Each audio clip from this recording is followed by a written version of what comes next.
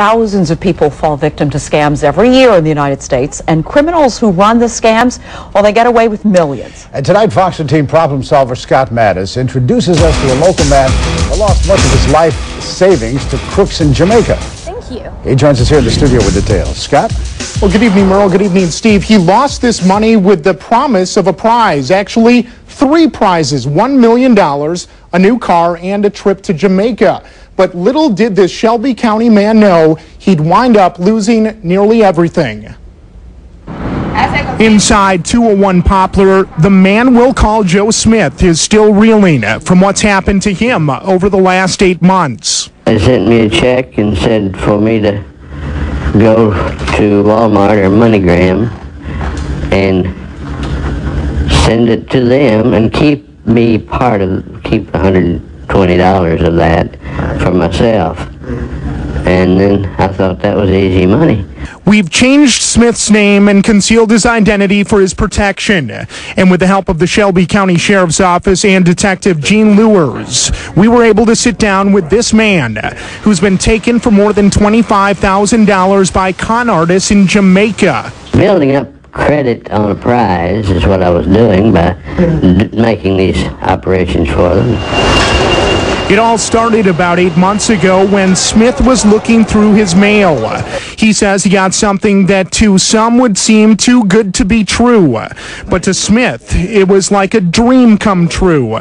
The letter told him all he had to do was send money, and the payoff is a big prize.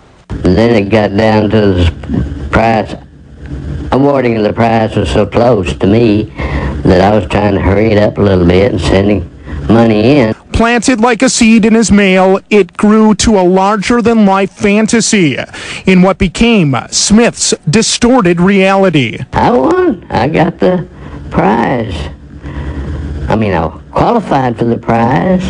Once the conmen got Smith's response, they knew they hooked yet another victim.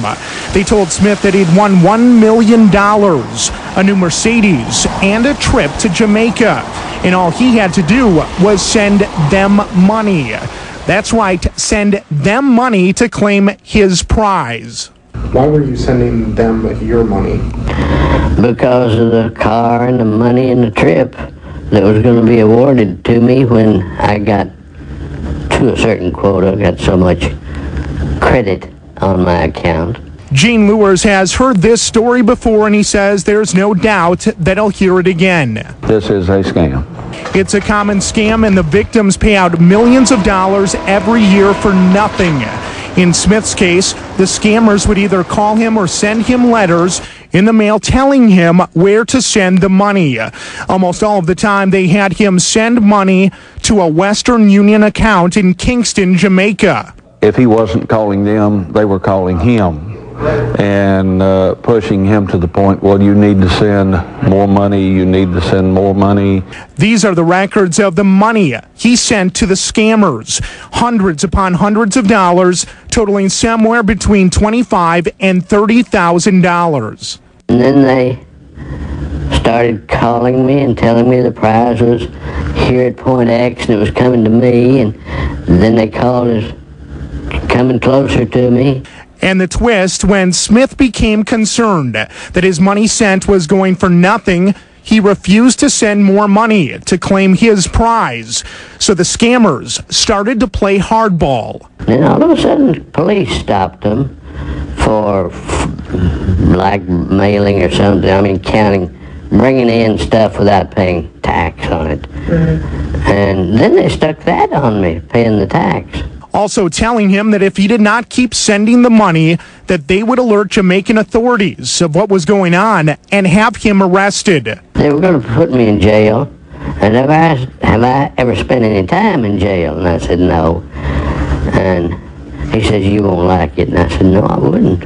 In the end, Smith knows he'll never get his money back, telling us that he wanted to speak with the Fox 13 problem solvers to alert the Mid-South, because if this story can stop one Mid-Southerner from getting scammed, he's done his job. If it's too good to be true, then it is. What burns me up is I had to work all my life to get to this position, and now they're just living off of me is all they're doing.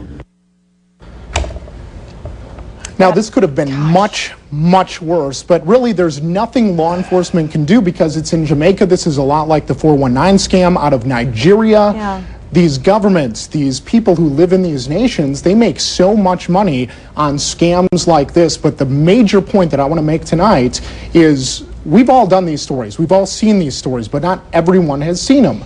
Alert your grandparents that this is going on right here in the Mid-South. Alert your parents. Tell anyone you know that this is hitting Memphis and the entire Mid-South, and people are really getting ripped off for tens of thousands of dollars. It's just like what we taught children when they were growing up. Nothing comes for free. Absolutely. You don't get something Absolutely. for nothing. I mean, if it sounds too good, it probably is. Absolutely is. Yeah. Right. I'm glad you're putting a spotlight on it. Thank you so much, Scott.